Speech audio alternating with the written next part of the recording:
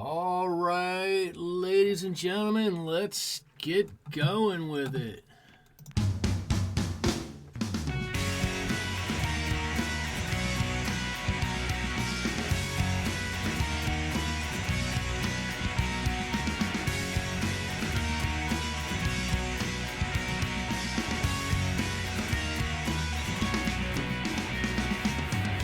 Alrighty, here we are. Hello, fun stuff. How are you this evening? So, as you know, today we are painting some poinsettias. I've been calling them poinsettias all week. I've learned it's poinsettias. I've got a reference photo for you all right up there. It should be the same as the one I've got here. I'm going to set this off to the side. Here is my drawing. I've got it on just a piece of plastic here because this paper was part of a larger roll and it's still a bit wobbly. This is B paper, 140 pound, all cotton watercolor paper. It is, even though it says it's 140 pound, it's pretty much on the light side. So I've got that drawn out. I'm going to be using my, I guess what I'm calling my studio set of paints now that I've been using for quite a while in the studio. Let me put those over there if I can find out. There's the paint cam. Oh, I got it pretty close. There it is. And I've got one more thing for everybody today. I'm going to turn on this, which is going to cycle through the colors that I'm using, starting up here in the corner with turquoise and going across from left to right on all of those. So they're going to scroll there, and I'll turn that off after a little bit. Fun stuff. Thank you for joining me this evening. I'm going to start with one of my favorite brushes here. This is the Art Secret Quill Mop Brush. One thing I should say, my stream health and strength is pretty good right now, but it is raining outside here. So you might hear something and we might get a little wibbly wobbly in our stream, and I apologize if that's going to happen. Hello, Sandy. Nice to see you. So this is the way I'm going to do this. This is how I guess I've been doing it for a while. I'm going to take a look at each of the petals on here. Hello, Michelle. So I'm going to take all of the different petals on here individually. These are red ones in close, of course. I've got some green ones further out, and we're going to paint them individually with one layer. I'm going to kind of mix a couple of colors of paints in here, but one layer, and then we're going to go back after it's dried and do any shading that we might need to do. So let me get on with what we're going to do here. I'm going to start with a little bit of the Pyrrole Red. I'm going to mix up pretty watery mixture of Pyrrole Red, and I'm going to start with one of these kind of in the middle here. I'm going to go with this one right in the middle layer here. Before I get too far into it, I hope everybody had a wonderful Thanksgiving last week. Hello, Mrs. T.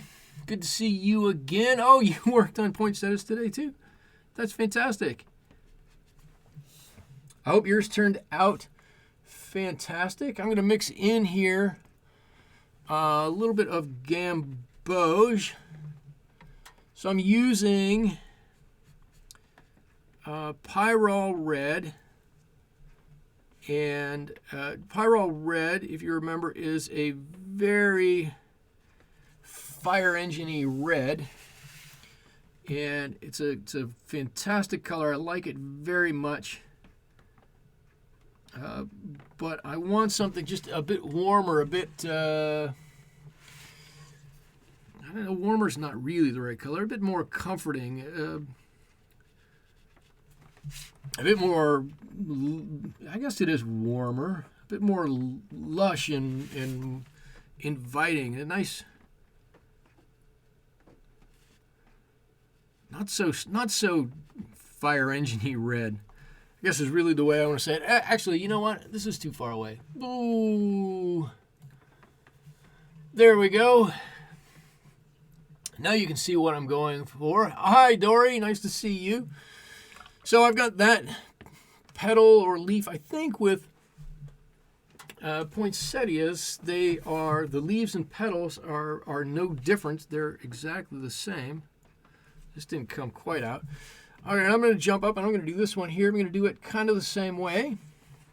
I'm just going to turn this a little bit. And I'm just going to make sure my red goes all the way out. Put that on a little stronger than I wanted to, but that's okay. If I didn't say anything, probably nobody would know. But I'm happy to tell you. And I want to make sure in with this, because this could be, you know, a picture that you paint the leaves or the petals red, and it just turns into something that's really hot, and you look at it and you go, holy cow, what is going on with that? But you put in this little bit of yellow here, and I'm going to leave the yellow on the warm side. Maybe I'll use a little bit of the azo orange even, but I don't want to cool this red orange color down too much by putting in a cold yellow. I want to, if I can, leave everything in the warm color family. But by adding in this yellow, it just, you know, it gives the red a bit of a yummier feeling to it. Roxy, hello, Roxy. Nice to see you. Love to watch stuff like this to relax. Me too. I'm gonna hand this off and I can watch it and relax with somebody. Fun stuff. You've been painting Christmas cards today, listening to Christmas movies. Wow, what movies did you watch? I've started painting my Christmas cards, you all saw. And I only got about halfway through what I really wanted to do. I need to get back on the Christmas card train and really finish them up. Let's see, this must be a red leaf here. I'm going to add quite a bit more water here, just in case my red decides to stain. I'd rather have it stain and be a lighter color than a darker stain.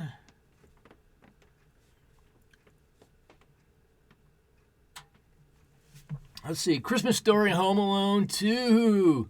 Oh, two great movies. I can't get my daughter to watch Home Alone 1.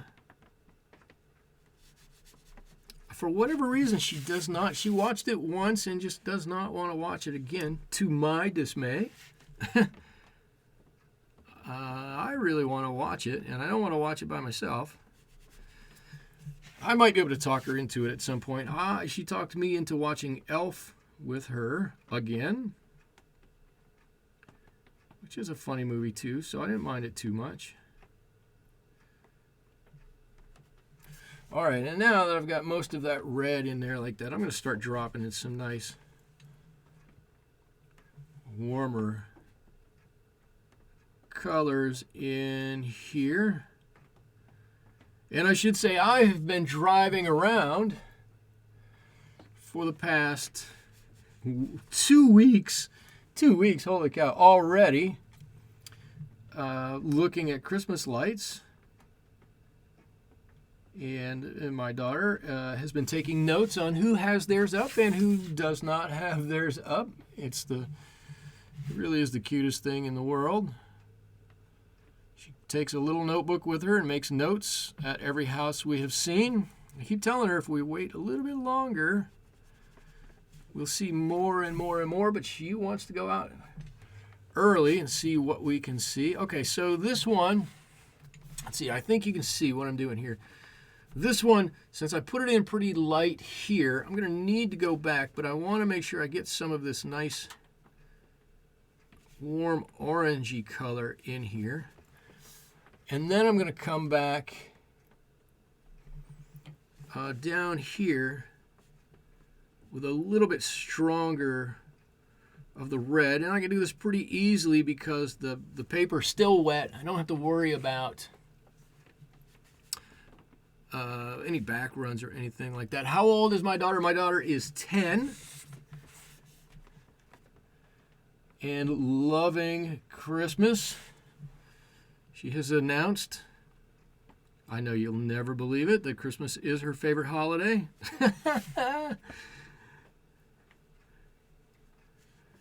Oh, so funny. Of course Christmas is going to be her favorite holiday. She's 10. I would hope it would be. There we go.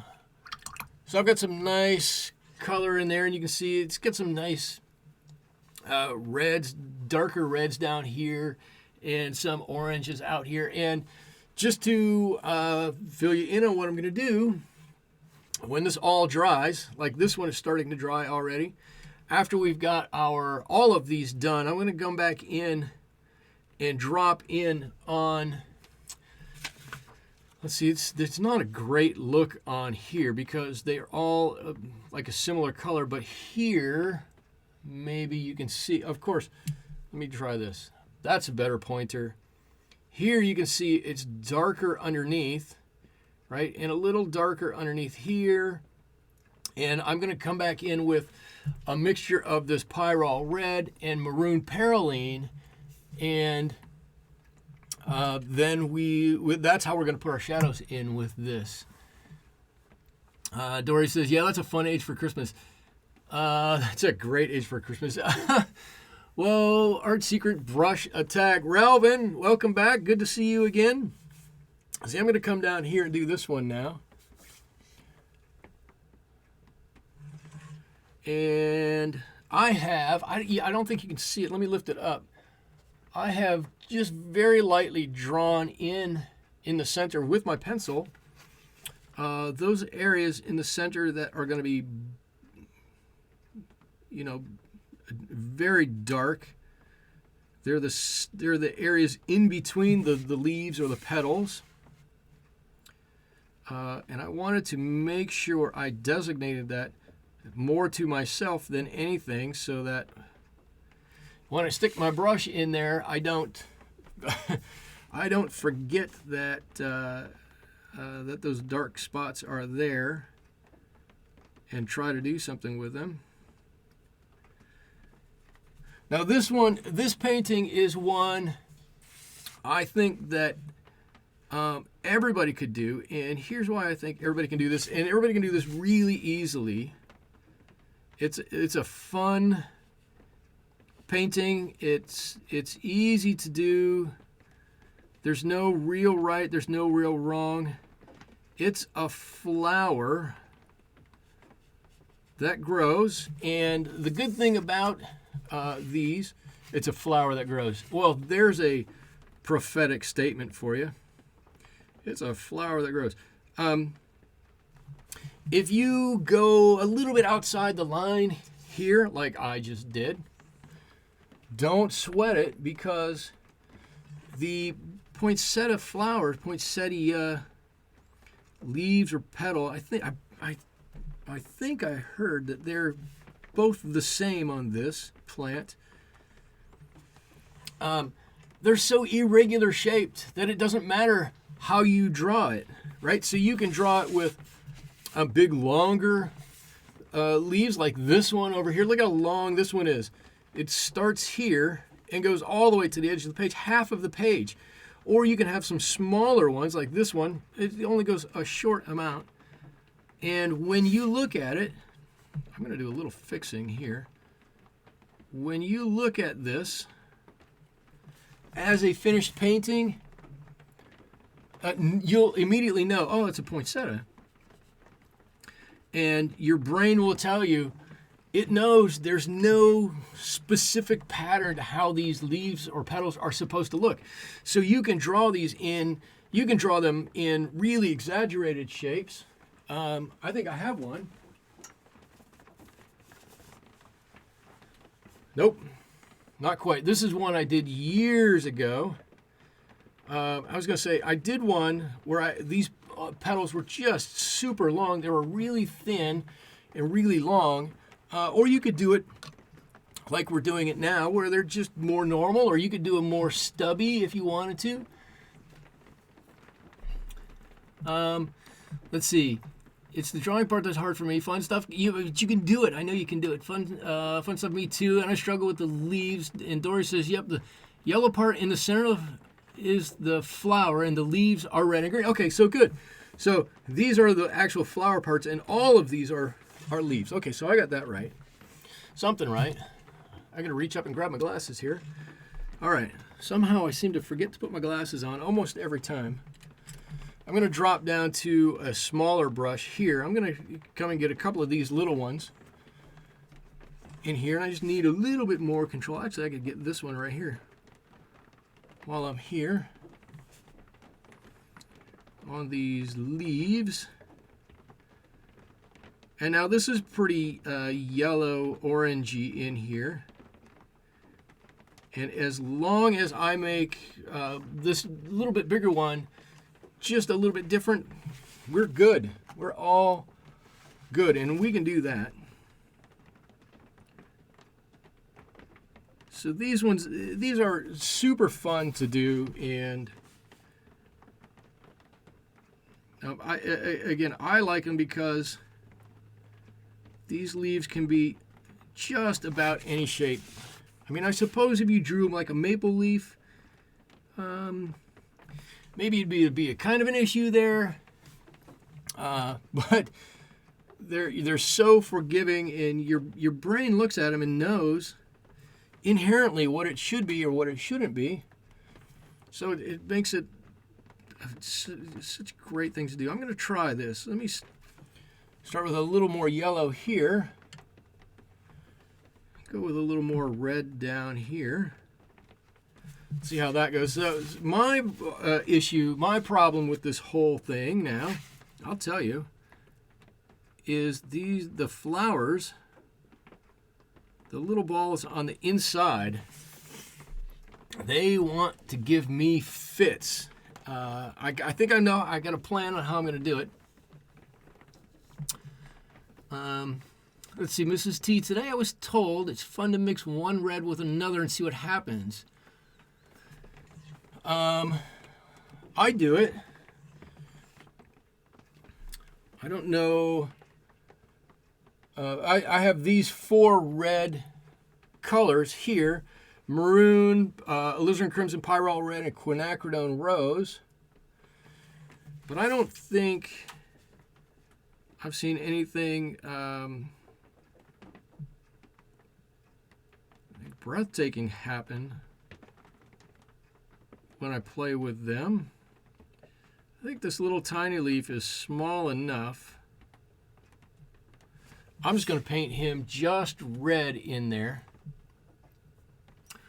Fun stuff. I mix everything. It's fun. And Dory says I mix reds together often. Yeah, I will. I always, when I'm doing my reds and I want to have a darker, I will always defer to my maroon perylene, because it does a good, in my opinion, it does a good job of darkening the colors without losing the redness that you get from them. Okay, I'm going to come over here. This looks pretty dry. I'm going to do this one over here. Let me go back to my original brush. A little water, a little red here.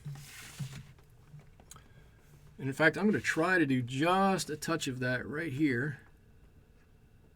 We'll see if we can't save ourselves just a little bit of a step on the next go around. Right, so if I put, and if you guys can't see this or you need this to go in a little bit further, just please somebody tell me. I'm happy to move anything. It'll just be a second until I can look up and see.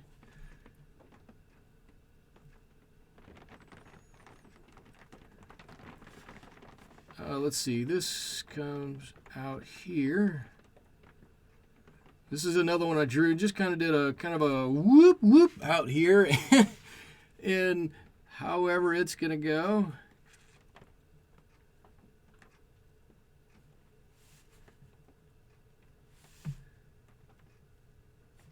And again, I'll tell you guys again, I use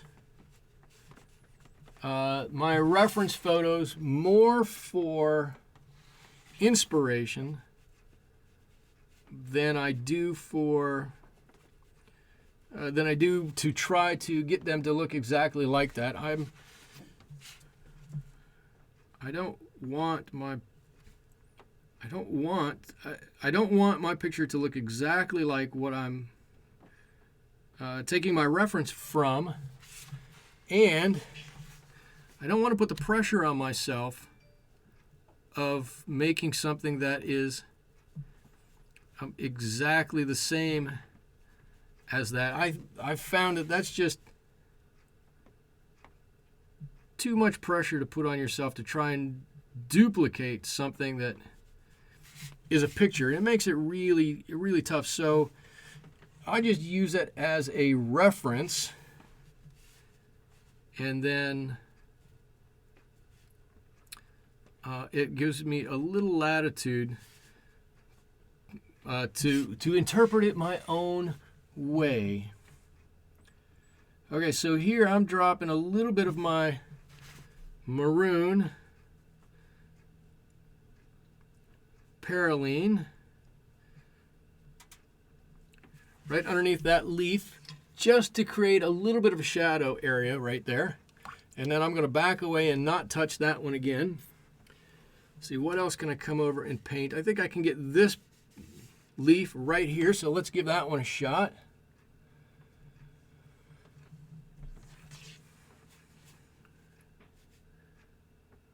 Let's get right in there. If I can't quite get all the way in there, I'm not going to worry about it all that much. If I feel like I need to get all the way in there, I've got this guy right here, which is a tiny, what is this, a size 1? Oh, this is a size 2 round brush that'll get right in there.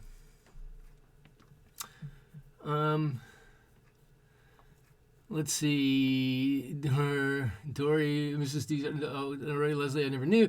Let's see. Mrs. T, my interpretation equals, I made a mistake trying to copy my reference photo. No. Your interpretation is your interpretation, and you're just taking that, whatever your reference is, and improving on it. I've always thought that it's a little strange that we try really hard to make things look exactly like something we already have. Right? We have a picture, and most of us paint from pictures.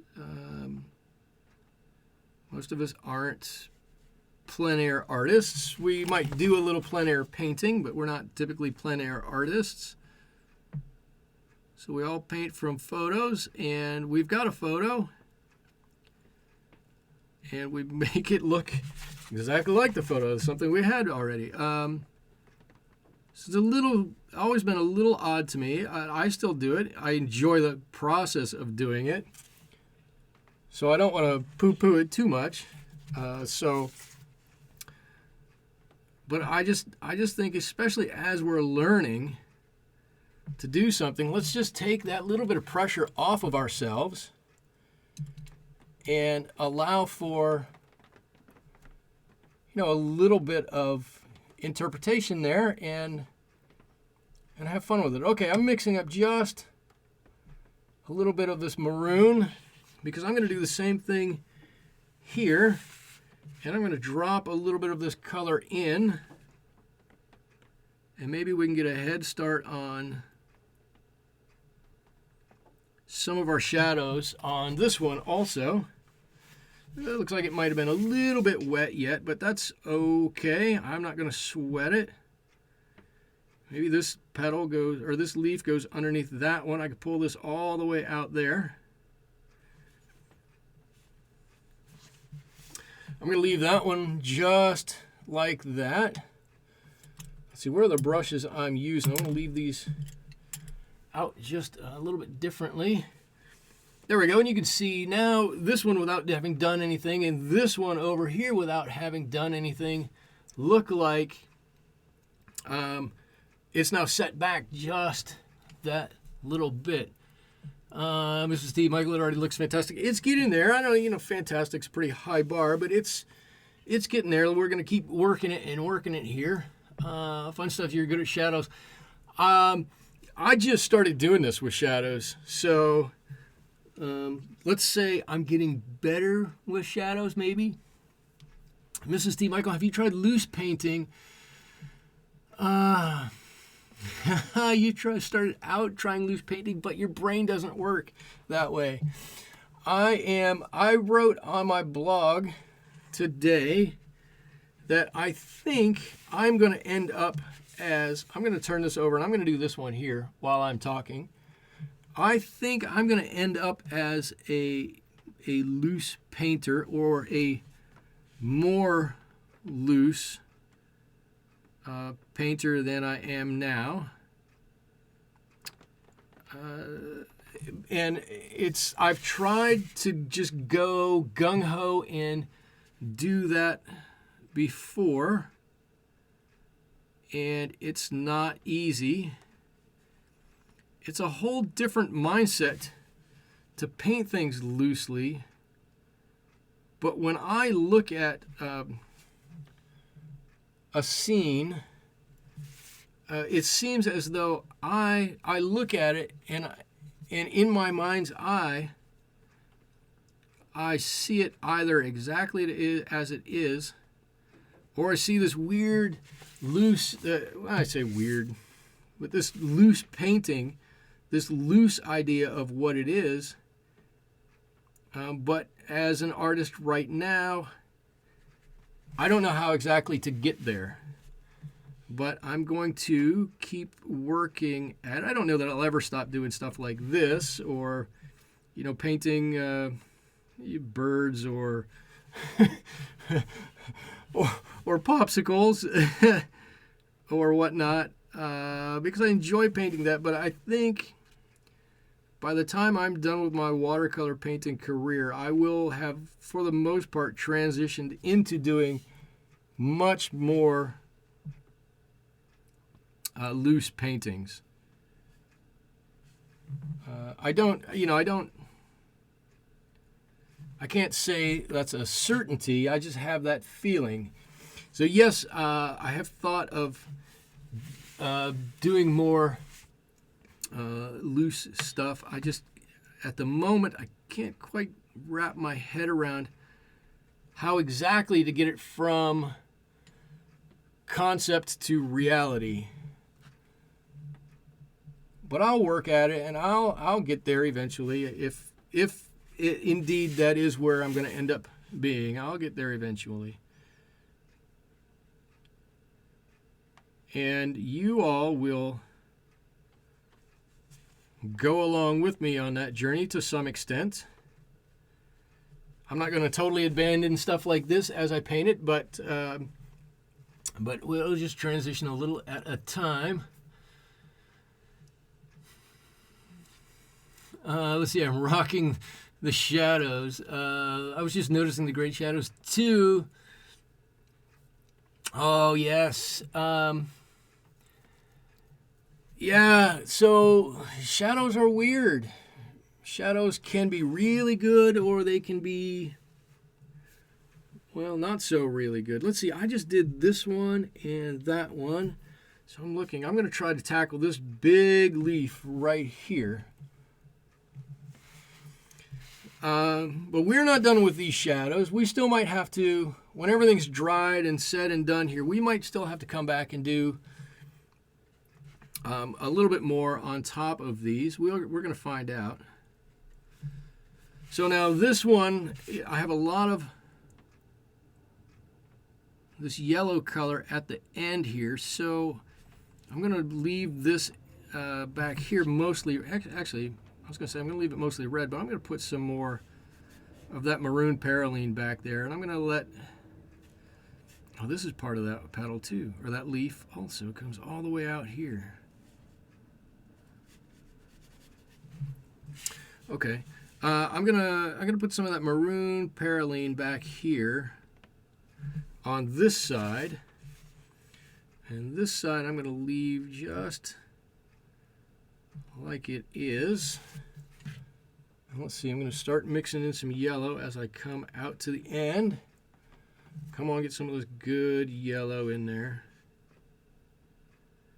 It's not yellow, it's gamboge. Gamboge. Fun stuff. You like a loose background, but sometimes loose looks crazy. Well, I think there are there are levels of loose. So, is anybody out there watch Angela Fair with her loose watercolors?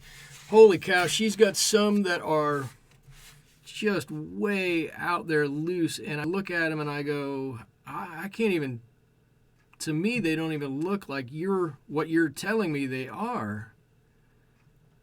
So for me that's way that's too loose. I can't, there's no way I could do that. But then there are other loose things that aren't nearly that loose. You know, not abstract loose. That's like cuckoo bonkers loose. All right, I'm trying to. I had to turn my heater on in my studio. I haven't. This is day 2 that I've had it on. And I don't know what it's going to do to the paper or the moisture here. So I'm trying to hurry a little bit. Let's see. I'm going to push that over there just a little bit.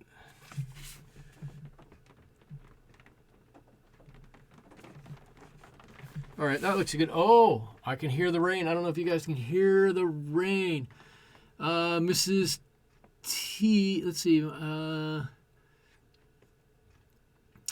would paint the entire petals, leaves underneath in a darker shade of red, but the shadows really make it leap off the page. Okay, all right, let's see. What's everybody's goal for 2020 with painting? What do you want to master? Holy cow. My goal is to make it through 2020. I haven't set a painting goal for 2020. I haven't set one yet. I'll tell you my goal for 2019 was to get my website up and running. And I did that. And it was to start selling some artwork, and I've done that. And so for me, 2019 has been incredibly successful. I think for 2020, I got to go with a smaller one.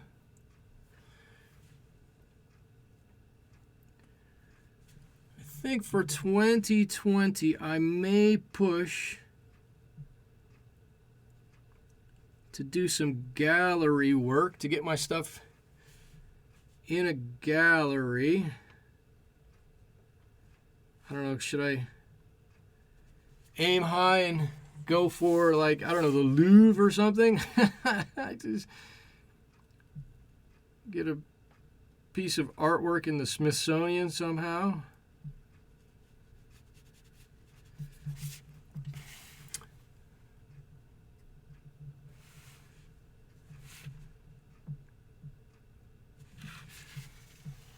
See. Oh, congratulations. Oh, fun stuff. You can hear the rain. Yeah, it's coming and going. It's coming and going. We've had rain here since Thanksgiving Day, since last Thursday. And was the first rain. Well, maybe it rained Wednesday. Last Wednesday. Anyway, it was the first rain we've had in about 8 months. And I'm about over it. But I don't want to push it. I don't want to say no more rain, because I don't know when it'll ever come back, and I don't want it to go too far away. We totally need the rain. So the worst part is I have a couple of chickens in the backyard, and they get so wet, and they look so sad standing there, not being able to run out and play in the rain. Let's see. Leaves and skies. Fun stuff. Leaves and skies. And to improve your drawing, gallery would be exciting. Michelle, your goal is to improve your drawing skills too, and create more depth and shadow in your paintings. And create more lifelike paintings. Okay. And you'd like to be able to paint animals. Animals are fun to paint. I'm gonna tell you my take on animals. It's not anything prophetic or anything like that, but some animals, let's see, are like people. Right? Like horses are like people when you draw them. If you don't get them exactly right, they look off. They look a bit odd. And you look at them. But other animals like birds, you can paint them however you want. You can draw them however you want, and they normally look okay. It's the funniest thing. People, if you're doing a portrait and you don't get the ratio in your face exactly right, and you look at it, you go, oh, what's happened to that person? And if you don't get the, I don't know, what is it, the body 7 skulls high or something, then they look funny. Well, certain animals are the same way. Those are the good ones to avoid. No. But I've tried drawing different animals, and some seem easy and some don't. And that's about the only thing I can figure that the real difference is. Let's see, how am I going to get in here to this little bit? I think I could do it from this angle. I don't always have the steadiest hand, so I need to look to find the right angle to get in there to do what I need to do. Right on out there. Fun stuff. You're going to sell some stuff too? I bet you could. I've seen your stuff. It's good. You could totally sell it. What else is going on here? I've been watching vids about the Loomis method of drawing heads, but it confuses me. I don't know what the Loomis method is. Oh, and Michelle, you get lots of rain in Vancouver. You know what's really funny, Michelle? It's the same ocean. It's the same water. You guys just keep it all up there, and you don't send it down to us here, that way down here in California. It's really the funniest thing, the weather here. We can track a storm on radar, and it will come in from the ocean and get almost all the way to us, and then it'll turn and go south. And half of the summer, any kind of weather, any kind of weather front, I guess I should say it that way, gets almost to us and then turns, and we don't even get to see it. This is the strangest area for weather I've ever lived in. Okay, so let's see. How do I have my shadows? My shadows, I've turned this around so many times, I don't know what is top and what is bottom here. So I'm going to say, based upon some of the other shadows, that I need to drop a little shadow area in here on this side, and maybe it's not too dry, maybe I can get one over here. I'm just going to just touch a little bit over here. That'll set that off a little bit there and there. And I don't need to go all the way around. Let's see. Let's see, Michelle Yo's pray for God to stop drenching your city.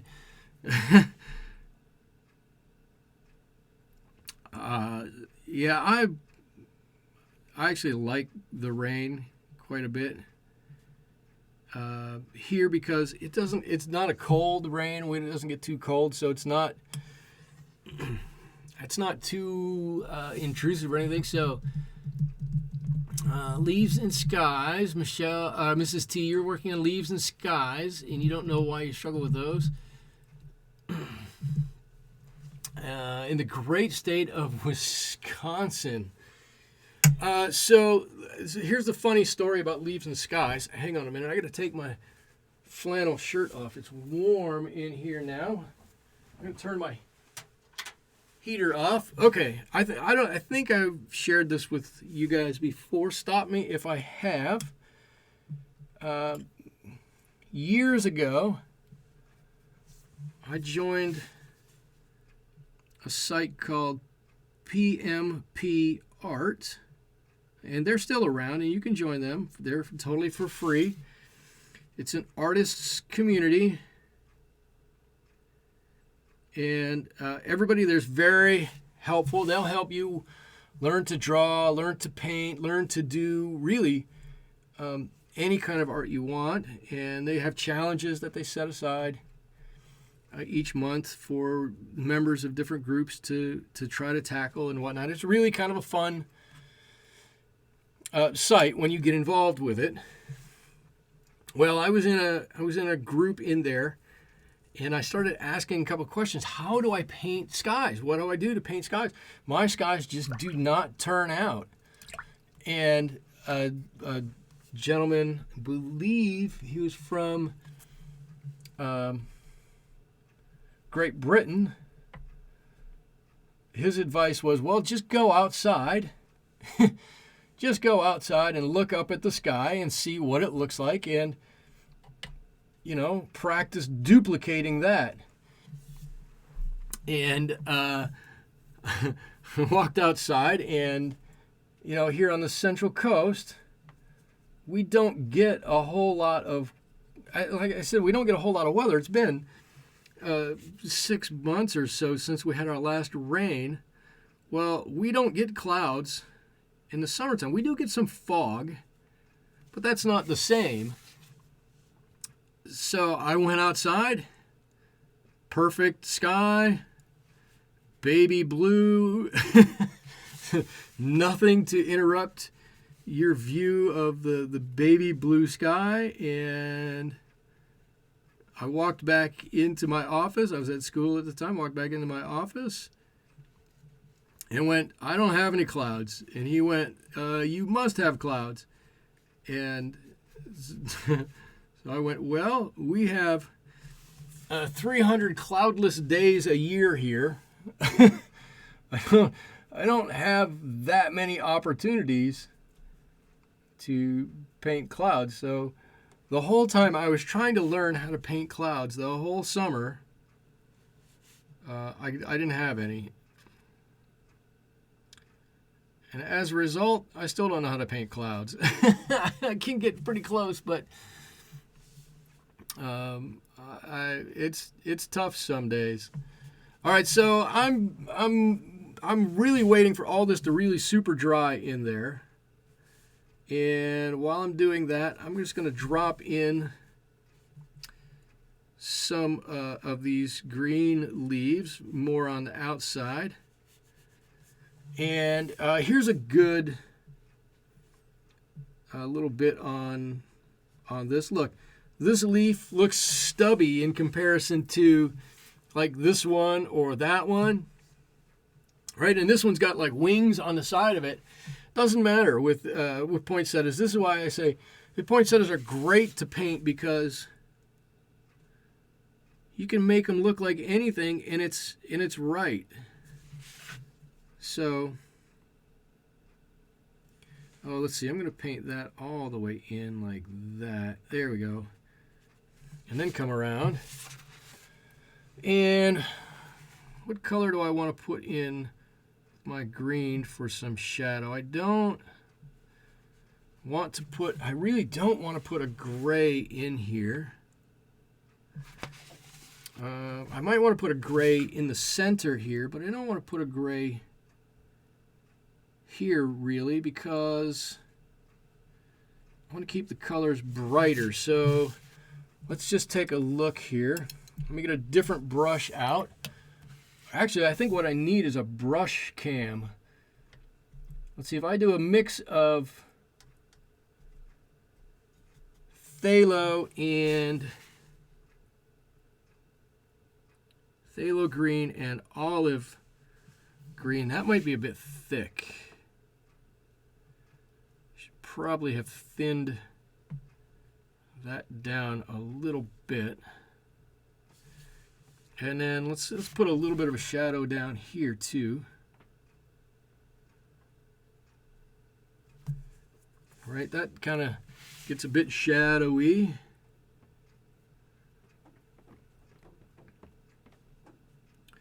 So if I pull this all the way out like this.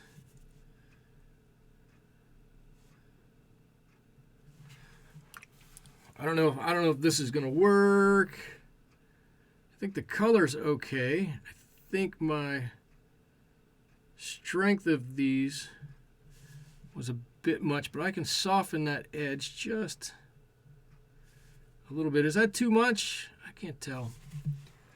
It looks like a bit much, but it might be okay in the end. Oh, Michelle, you're still waiting for your Rubloff brushes. Oh, let's see. I'm trying to think how long it took mine to come. Mine took a while. I don't remember exactly how long they took. I really want to know what you think of these Rubloff brushes. I think they're fantastic. Come to such a nice point. Now I should say, I really like these brushes, these Rubloff brushes. And having said that, I'm getting shipped some new brushes too that I want to try out. So I have some friends at Meeden. Let me start over. How this whole thing came about is I am friends with Heather Crafter from the Craft Shack here on YouTube and on Twitch. Fantastic artist, very creative. If you like doing arts and crafts kind of thing and an occasional watercolor painting, check out her channel, Craft Shack, KRAFTSHAAK,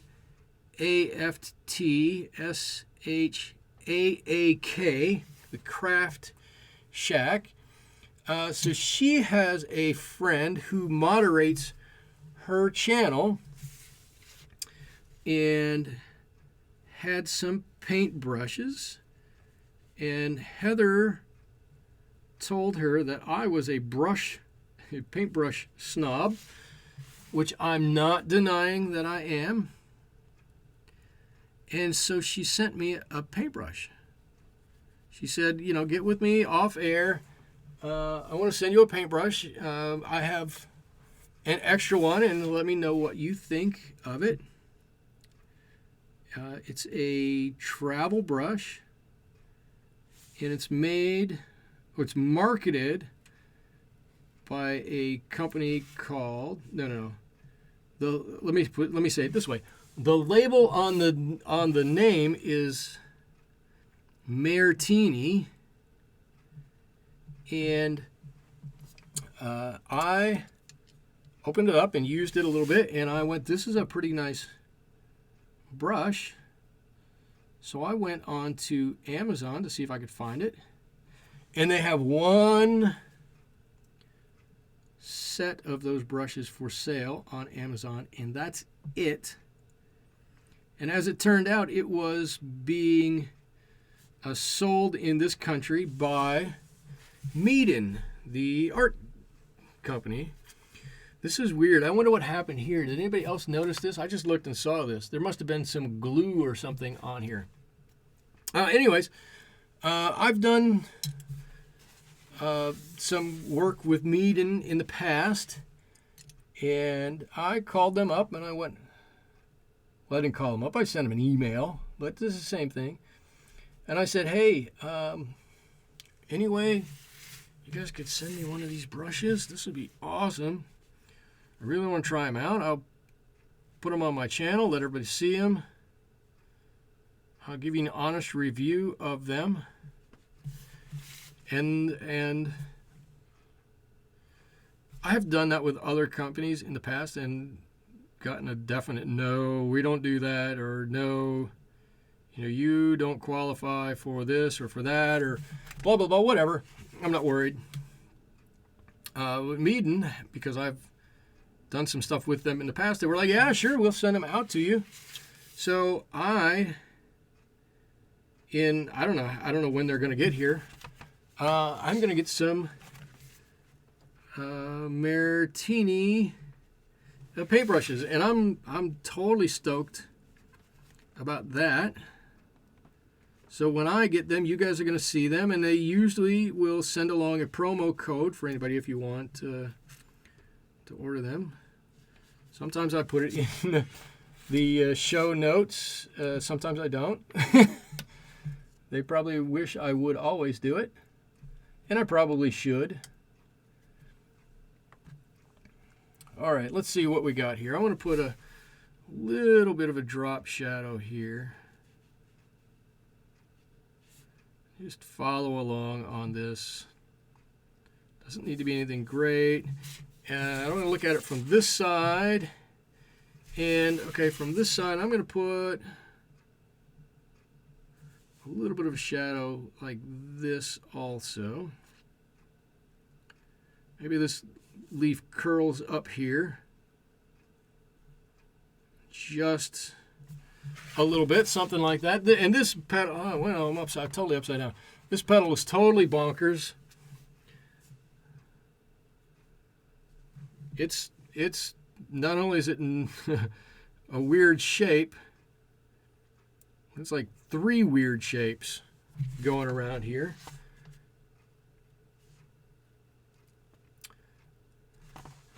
But I think I'm going to go with that, and I'm not going to worry too much about it.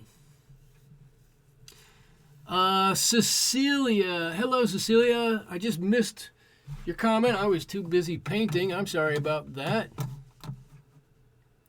Let's see. Let me see if I can open this up a little bit further. Let's see. Cecilia, wow, I'm really enjoying this tutorial. It's 8 a.m. in Qatar. Holy cow.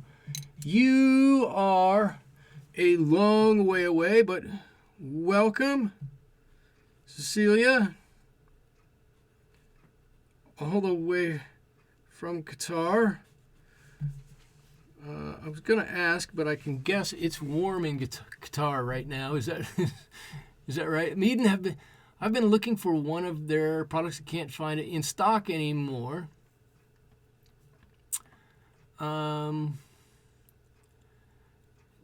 Dana, what brand of brushes do you prefer and where can I purchase them? Well, Dana, the brushes I use here, I'll go through my brushes. Give me 1 second. I'll answer your brush question right after I'm done with this leaf. Just give me a second, and I'm happy. I guess being a brush snob, that's the funniest thing. I can take some time and answer a brush question for you. Let's see. Let me get this little one back again. I just drop a little bit of a shadow in here. They don't need to be as heavy a shadow as I've kind of made them over there. Let's see. Let's give a little bit of a shadow over here too. I don't know, my shadows are probably all off in this because I've been turning it and turning it and turning it, and that's fine. I'm not going to worry. Okay, I can't do that one. Okay, so this is kind of the way it was supposed to be. Kind of. I don't know if this is the way it's going to end up being. Top and bottom. We'll go with it for now. So the brushes I'm really liking, I really like these. These are the Rubloff brushes. You can't buy them anywhere. I could only get them on eBay. And again, I bought a few of these to test them out and really liked them and bought the whole set. So I've got 8 of them here. Whoop, let me get them on camera. There we go. They come to a fantastic point. They hold a lot of water, but they are animal hair brushes, if that bothers you. Let's see, they're Kolinsky Sable brushes. Then I bought these. Actually, let me use this bigger one that I haven't worn off yet. Our Art Secret brushes. And a couple of years ago, I started using these mop brushes to do larger bits of painting, and they feel good in your hand. They're squirrel. They hold a lot of moisture in them, and you can just paint with them forever and forever and forever. So I really like these ones. I like because the bristles are a little stiffer, a little bit stiffer, but I've got somewhere, right? This is a part synthetic hair brush. This is manufactured by the same company, sold by the same company with a different name, Dana. This is pure squirrel, all squirrel in this one, and well, you can't tell right now, but it's a little floppier when it gets wet. But I like those a great deal. Also, oh look, here's the other two in the set. So I actually bought this set and this set together as some of the first ones I bought in order to test them. And then I have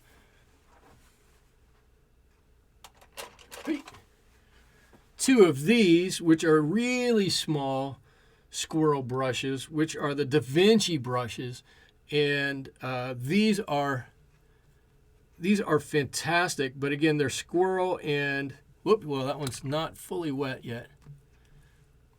But they bend just like squirrel brushes. But these are fantastic.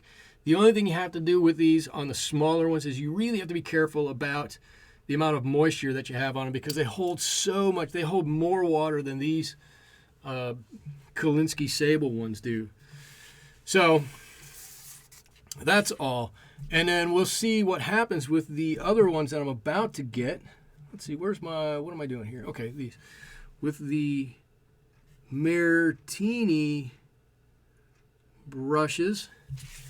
But brushes are, oops, I went just into the red there. That's going to be okay. Brushes are one of those things I really think you kind of grow with them and you'll use a certain brush for a while, and then you'll look at it and you'll go, is this what I want? I want something a little different, and you'll go and use something different and you'll try it, and You'll learn what works best for you and what doesn't work best for you. Brushes are such a personal thing that even if I like to brush, I'm happy to tell you how I like these brushes. These brushes have stayed, these art secret brushes have stayed on my work table for quite some time because I like them so much. And I would tell you, just go ahead and plunk down $40 and buy a set of them. But you know, I can't say that they're going to work for you the same way they work for me. I would love to. Too much. Wait, look, way too much water. More paint, less water. That's better, much better. I'm going to give a little bit on this side. We can call that one good. Now we can start doing some work on the inside of this. Okay, and I haven't even been paying attention to my chat.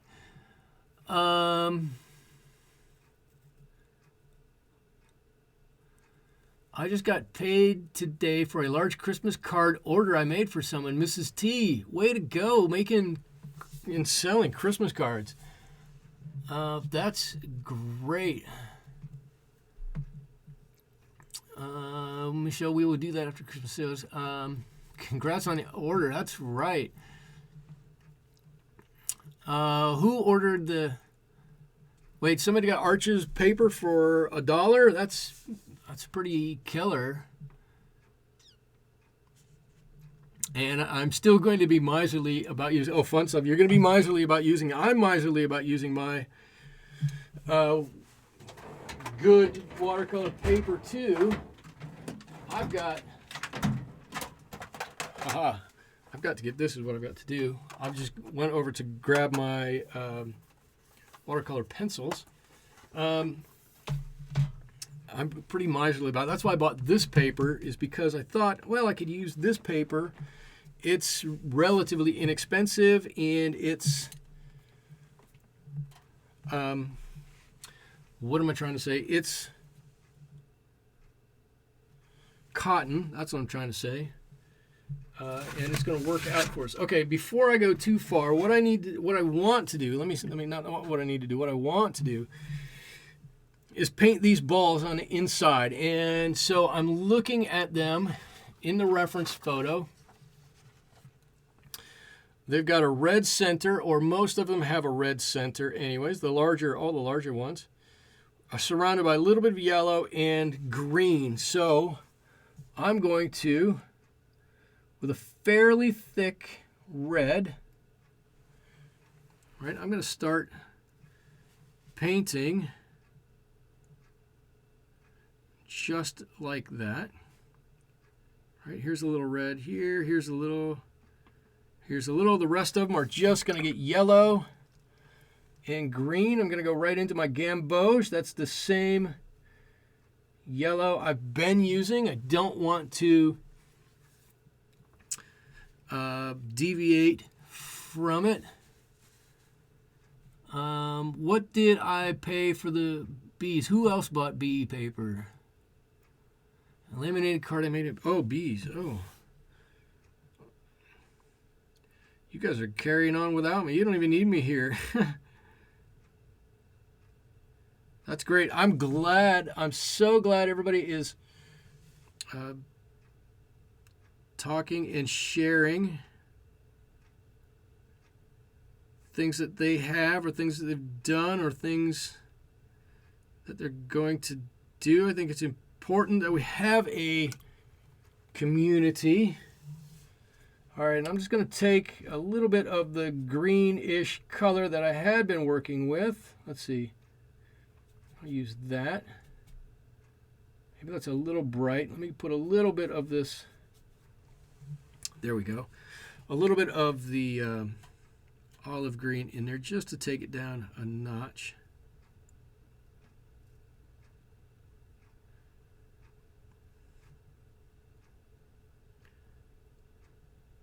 And I know these are going to bleed a little bit.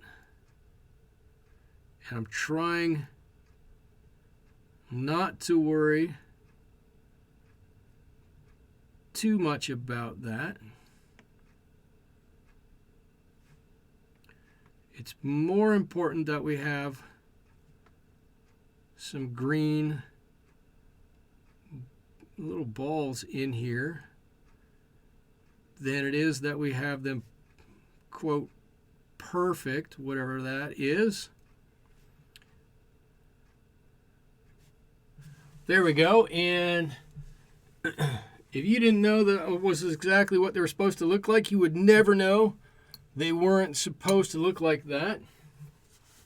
Okay, so now's when I can take a look, and these are way dry. So I can start to take some of these and start adding to them a little bit. Right, this is going to be a little darker in here. And my shadow comes out, and that's going to hopefully make that petal on the top stand out a little bit more. There we go. And if it looks like it's running away from you a little bit, well, we can fix that with a little bit on the other side. Right? There's nothing that says we can't continually adjust these colors. Let's see. I'm going to do a little bit here, and then I'm going to pull that way out.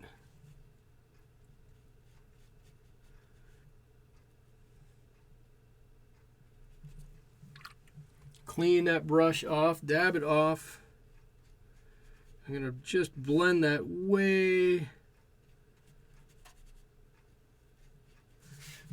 out. There we go. And so we've just added a layer of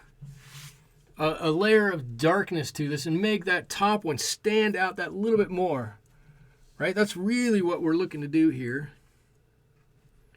One of the big tricks, right, that we all want to do, that we're all kind of afraid to do. I'm in that boat too, is to really push the limit on the shadows. Right? How dark do you make the shadows? How dark do you want to make these shadows? How dark should they be? You know, what's a good darkness that they should be? Oops, let me leave that, and I'm going to... This is red here, so just let me get this. This is pretty watery red, pretty loose. Not quite loose enough. And I just want to take that and pull that out.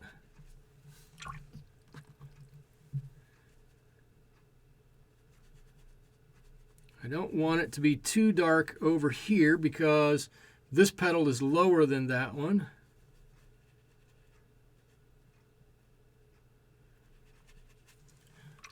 So this is by far the scariest part of this.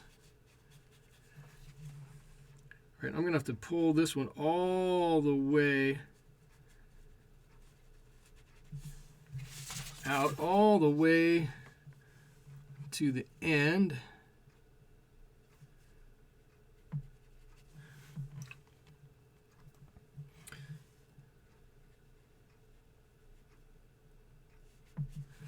There we go. How does that one look? That one looks, well, it looks like it's got a line right there. I don't like that. Add a little bit of that orange.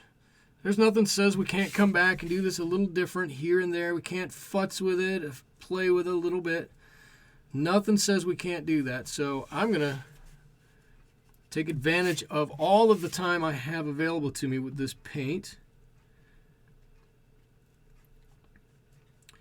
Right, and make that leaf look exactly like I want it to. I actually think I pushed that dark way dark, and I think it made it look great in there.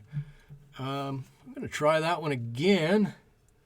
That paint was a little thick, but I think we can make it work. See, more, and again, this is straight maroon perylene. There we go. And I'm going to end it right there. Whoops, I keep rinsing my brush. And I don't want to rinse my brush all the time. This is going to take too much paint off of it. I can leave all of that paint on.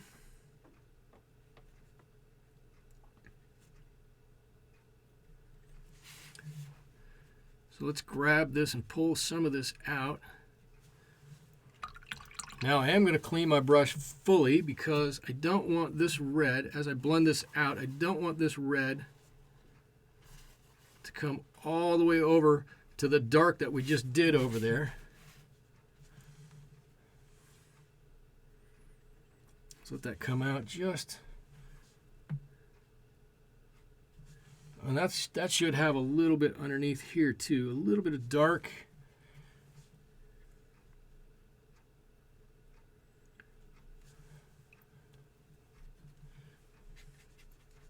And this orangish color. Oh, this one's, that's so killer.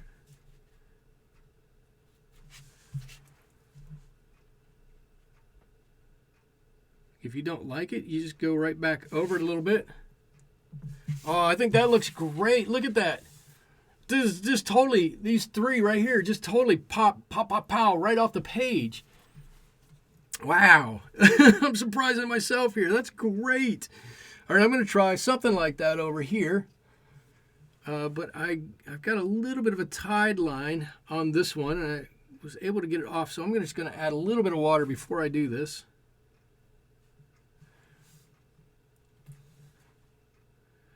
Or I could just work faster.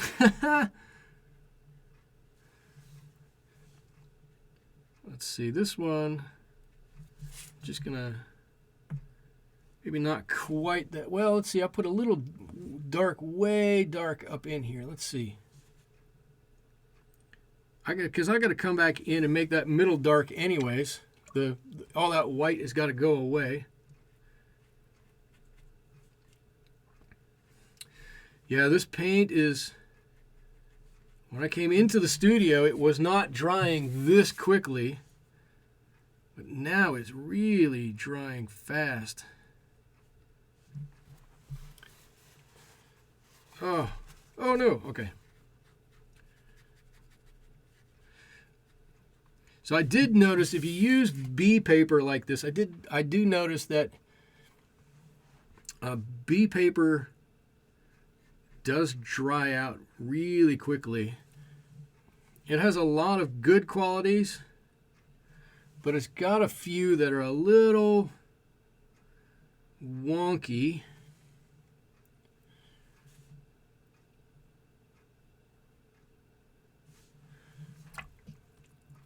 And maybe not exactly what we want.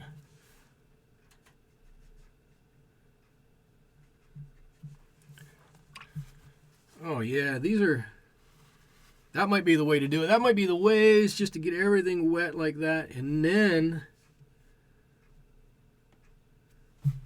come back in with the color. Not always my preferred way to do it because you do lose a lot of control that way. But if that's how we have to do it, that's how we have to do it. Now I've forgotten which brush has what colors on it. That's why I don't that's why I don't always use multiple brushes for multiple colors. So I always forget.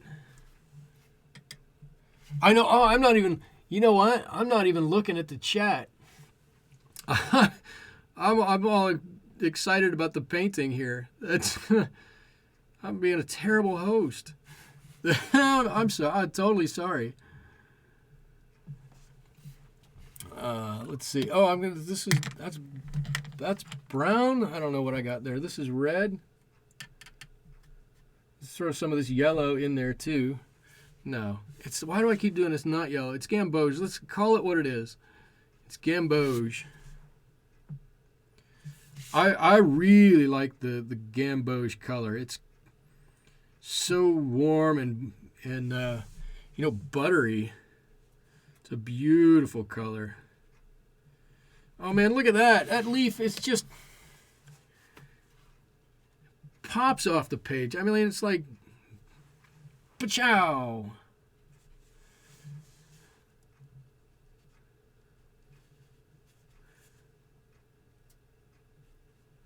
Wow, I really like this.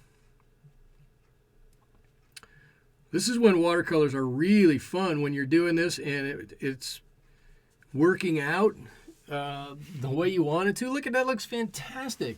Oh, I can do this. You guys are probably tired of seeing the colors that I have scroll across the bottom.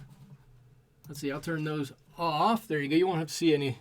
Or Mrs. T, you love gamboge. It's a fantastic color. It got a bad rap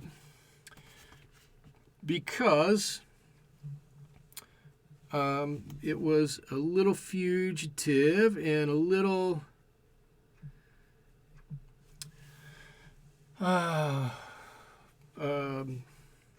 what's the word I'm looking for?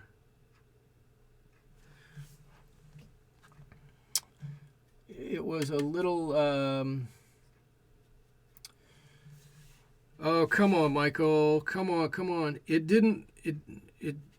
The light fastness, that's it. The light fastness was not on par with some other colors, and so it got a bad rap for years as not a color that people really want to use and blah, blah, blah. Well, all of the manufacturers have reworked their gamboges, and now they're new gamboge, which is fine, new gamboge, and they're wonderful, wonderful colors now. They're much more light fast, much less fugitive. They work better, they look nicer. Let's see if we can't get that little leaf there to stand out a little bit.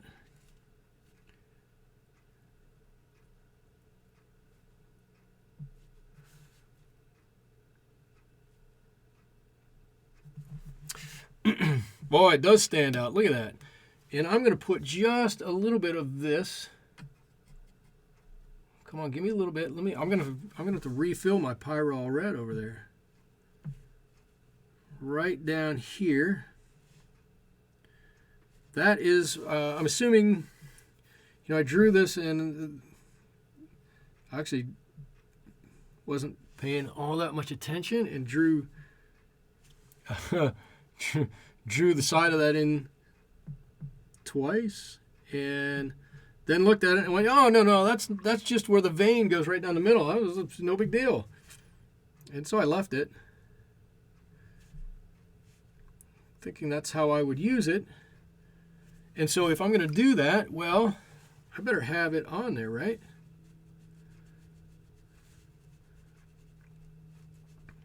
Blend out, blend out, blend out. All right, I'm not going to, I'm done with that one. I'm not going to touch that one anymore. Yes, I am. Maybe just a little bit. That's a little darker here than I wanted. It's not bad. I just looked up at the monitor. It's a little darker than I wanted, so I'm just going to grab it. Everything's wet here. So that's the cool thing, is you can just grab it and move it around how you want. I'm just going to do that. There we go. Now we just have a petal that has some body to it. Fun stuff. I thought I was done painting for the day, but I've got you motivated to keep going. You know what? Sometimes I do these, and then I go back and I look at them, and I go, man, this was great. Did I redo this one? I must not have. I'm just going to do a little bit of this reddish orange on this one. Right? Pyrrole red, a little bit of gamboge. It's looking a little white out here. I think our shadow on this one is okay. I don't need to do anything else with that, but the color seems a little weaker to me. Not quite as rich as the others. So I'm just going to add a little bit to it.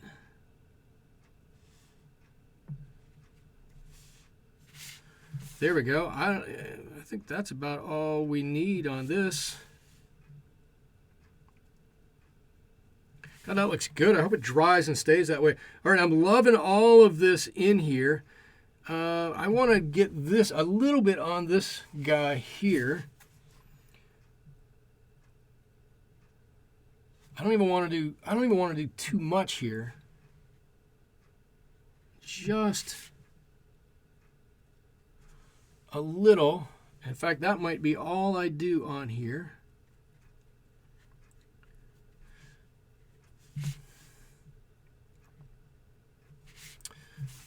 I just don't want the color of that one to be, so much lighter than the rest. That's all I'm going to do. That's all I'm going to do on that one. Actually, my flower is almost totally done. I think I'm done with, I'm going to do this. Shoop. Shoop. I'm done with everything. I got to do the inside here. Right? I've got to darken up that area. And I'm going to do a little bit on the petals. I'm not going to do the whole veins and go in between each one. The picture has all these veins on here, and we could go in and do those. I think the better thing to do, well, at least the easier thing to do, is going to be, I'm going to draw the vein on here with a, I have no idea what color this is, but we're gonna do a little test. I'm gonna bring my bear down here. Here he is. And I'm going to get a little bit of this green color. There we go. That's going to be our test. And I'm going to let that dry, and we're going to draw on it with this to see how that makes the veining pattern. And maybe we need to do a bit of another one. While I'm waiting for that,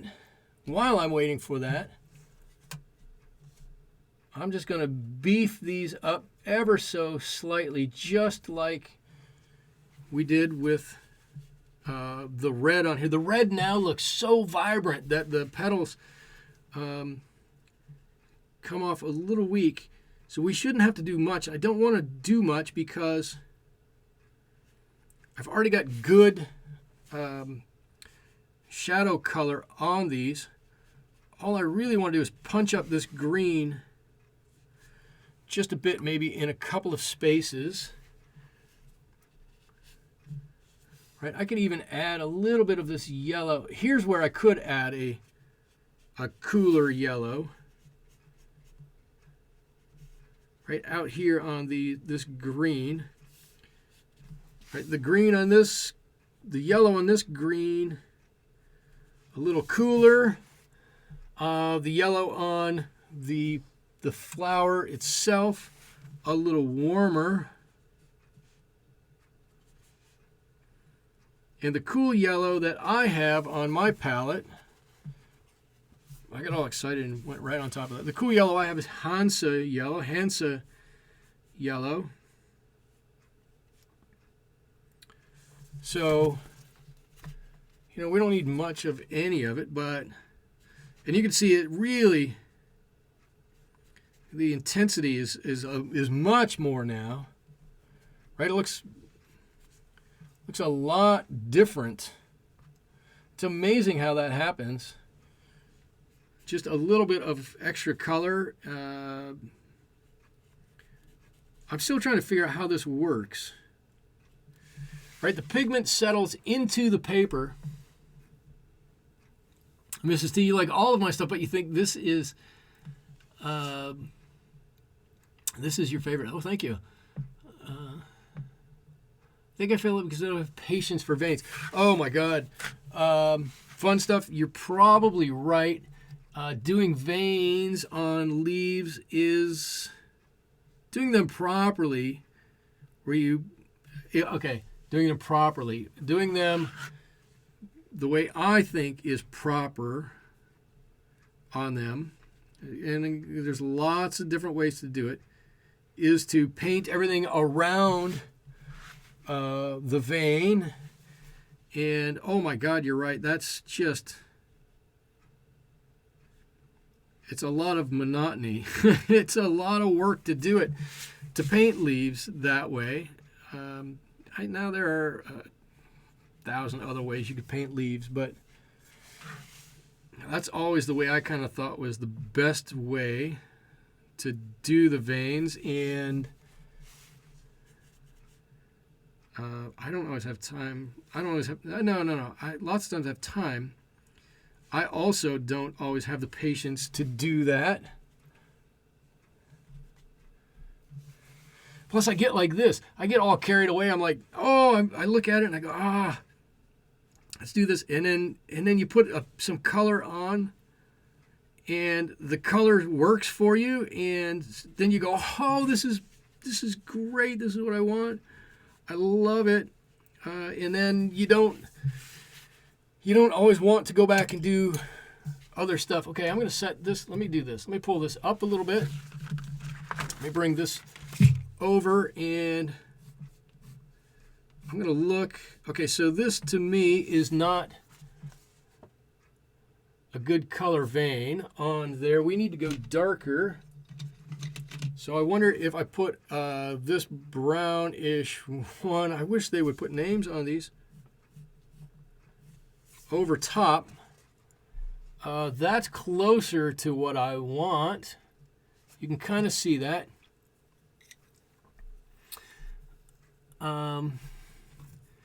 Michelle, you painted a whole bunch of them in different ways. What is your favorite way to paint leaves then?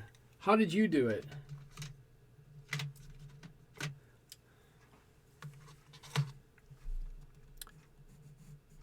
Let's see, this is a blue, and this, I would call this one like a peacock blue. I don't like any of these colors. I'm just being honest with you. None of these, probably this, I see Caran d'Ache doesn't put the colors on, they only put numbers on here. So this is number 140. But it looks like an ultramarine blue to me. And I think this is my favorite, is a layer of this green. Let's see if you can see it. A layer of the green with a little bit of the blue over top of it. I know it's opposite of what our picture is here, right? This one has lighter veins, and the poinsettia proper, the flower of the poinsettia proper has darker veins. Okay, you know what? I'm gonna think about that. Maybe I'm not gonna do that at all. Let me fill in this center here. I'm gonna get a nice brush. I like this one. And I think what I want to fill that in with is, I'm gonna go with a little neutral tint with a little bit of green in it.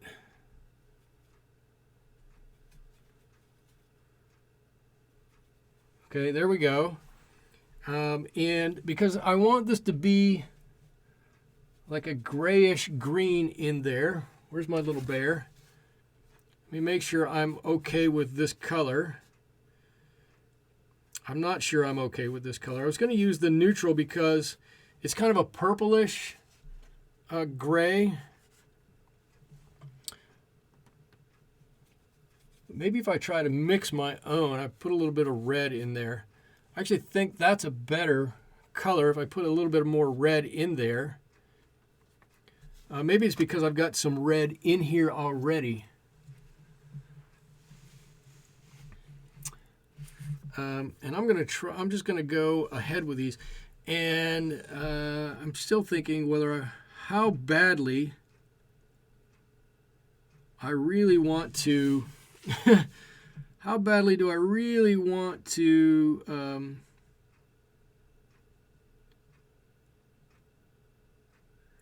put the veins on these leaves? The answer is I'm not exactly sure. I'm not totally sold on it. I started thinking I would put veins on these, but you know what? The the red leaves just look so velvety and nice that I don't want to put it on those. The green ones I don't think look quite as nice, but I worry that they would look a little strange if the green leaves had veins but the red doesn't.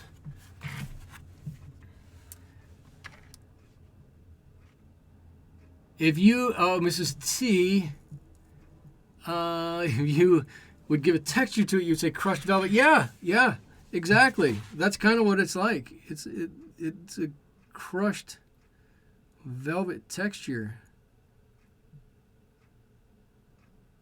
I think you're exactly right with that. There we go. Let's get this nice and dark in here. I like the ones where you... Oh, Michelle is saying Michelle likes the leaves where I painted around the veins. Yeah, that to me has always seemed like the better way to do it. But it takes a lot, an order of magnitude longer to do it. And it's harder, and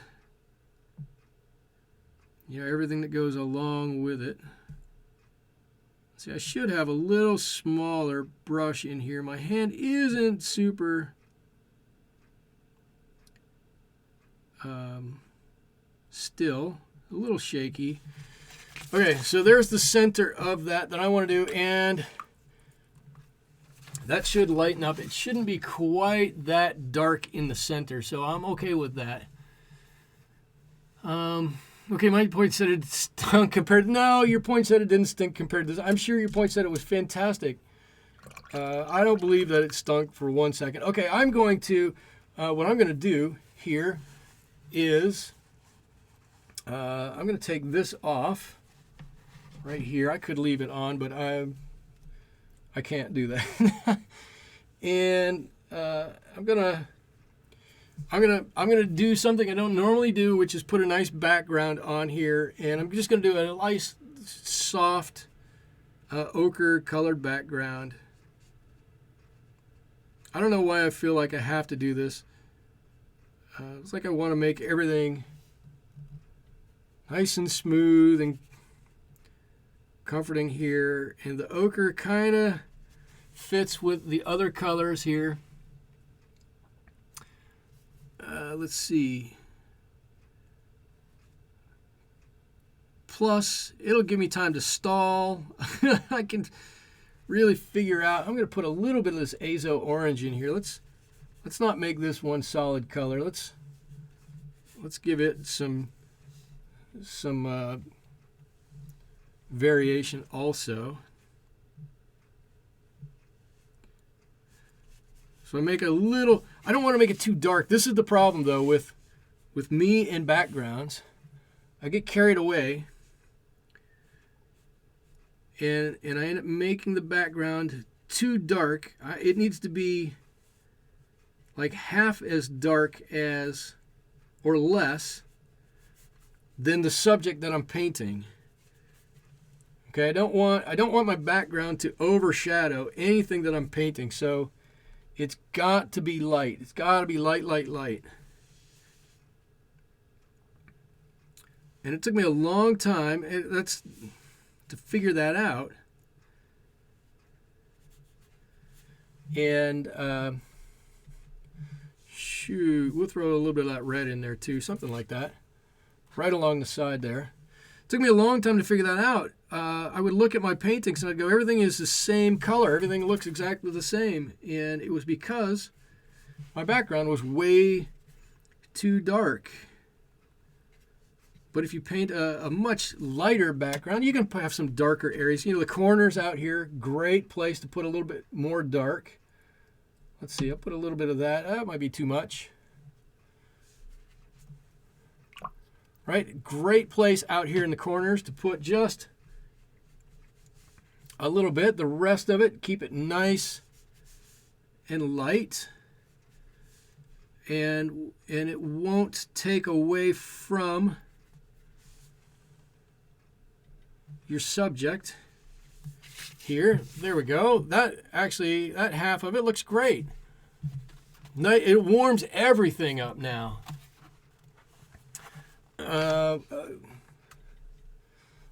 Let's see. Come on, that's too much. I need extra water. Too dark. I can tell it's too dark. It's too dark for what I want in it. Let's say it that way.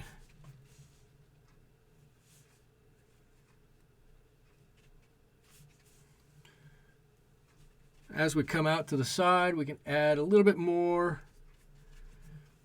It'll kind of help to frame it a little bit.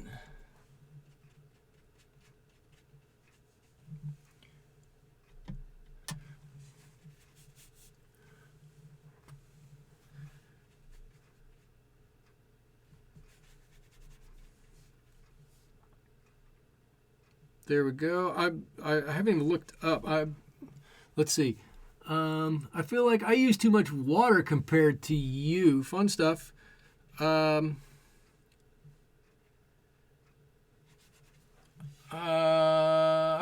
possible. Sometimes, sometimes I use quite a bit of water. I guess I don't always use a lot of water.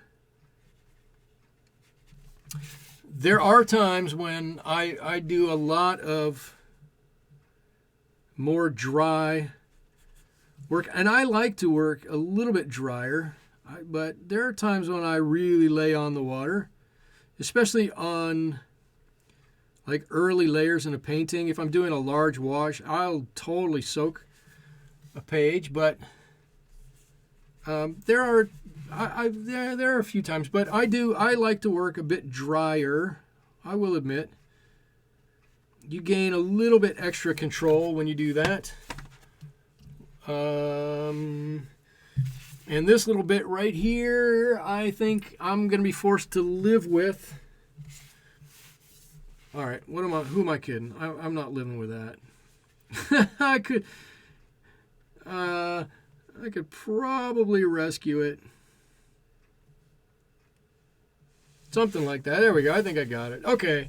There we go. Look, that little bit of, it's basically yellow ochre around here. It's got a little bit of red around the sides. Really warms up, really brings this whole thing together.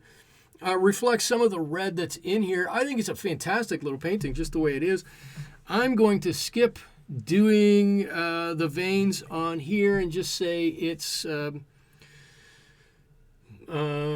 artist's preference, artist's, what do you call it? Whatever, that I don't need to put that on there. Artist prerogative, that I don't need to put that on there. And I'm going to leave it just like that. I think it turned out great. I hope you guys like it. Oh, wait a minute. Hold on. I'm reading something here. Fun stuff you've been playing with. Salt in snow. Salt is fun to play with. I found that out when I was working on my Christmas cards this year. And Mrs. T says, you think Azo Orange is lovely. It is a nice color. It's a great color. There's nothing wrong with Azo Orange at all. Now, so for me, I want to do a little self-reflection here before I... Artistic license, that's it. License. Thank you. Thank you. I knew somebody would get it. A little self-reflection here while I think about this, and I try to do this on my own when I do a painting. And I'm going to leave this little bit out, right, which looks to me like part of where the tape was when it was all in a roll. And that's a big detractor. I don't like that, but not a lot we can do about it. Okay, so I'm going to do a little bit of reflection here of everything, and I'm going to bring out my pointer. As it turns out, right, this is mostly dry. So this didn't dry. You can't see that one. I'll do something lighter. Here we go. This didn't dry as light as I thought it was going to. It may yet lighten up a little bit, but I'm a little disappointed in the darkness here in the center. I wanted it to be dark, but I wanted the dark to be closer to this dark from the darks of my reds. So I'm a little disappointed that it's quite that dark. That's on me. That's my mistake. If I didn't mention that to you, though, if you saw this, you might not even notice that that is kind of exceptionally dark in comparison to everything else around here. Okay, so that's the one big negative I can see about this. The positives are, let's get into some positives. Oh my gosh, I pushed the darkness on these petals where they come into the middle, right? And poinsettia leaves are kind of flat, right? They don't have a whole lot of arc to them as they bend in. So I wasn't sure if putting, a lot of darker in here and then taking it out all the way would work, or how it would work necessarily.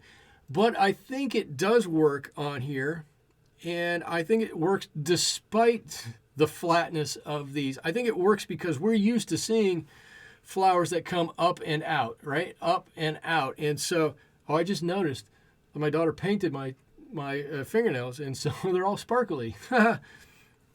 So I think it works in spite of that, but it helps with the painting in separating the petals. These ones down here, this one here, right? It really pushes these to the back of the painting and brings these few really a lot farther forward and gives it the illusion of a lot of depth in here.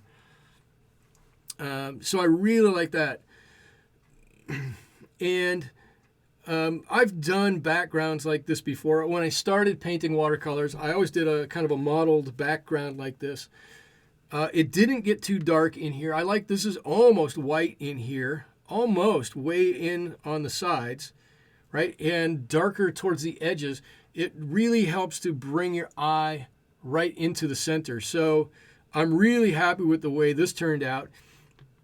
And I would say this is, right, this is half as intense, right? Half the value, maybe a third of the value of this, right? Or as of this. So I think as a background, if I'm going to do a background that's not, stems and leaves and, take the leaves all the way out or something, something like this really works out. It's just a little darker at the edges and lighter in the center. And it really helps and works out. So there you go. There's my poinsettia for Christmas. I had a great time painting it. I was really having a lot of fun in here with the shadows underneath here. I had a great time with this. I hope you guys had a great time with this. Don't forget, I do have links down below to Instagram and Twitter if you want to follow me there. I do have a website you can view. I'm trying to get posts and blogs and some other information up there as I can. As it turns out, life gets in the way sometimes. So it's not quite as timely as I would like. I've got links on on my website at Watercolors with Michael to the beer fund or the coffee fund if you would like to help donate to keep the studio running. I'm trying to make everything I do self-sufficient and not and be able to pay for all of my art supplies only from money I take in from the studio. So let's see. I think that's about it. I had a great time with you guys. I'm going to be back here again next Wednesday for sure. We'll do the last painting of the year, maybe. I don't know. I'll take a look and see how we're going to do it, but it'll be another holiday painting, Christmas theme, holiday theme, something like that. Anyways, thank you all for joining me. I had a great time with you. Hope you had a great time. We'll see you all next week. Bye-bye.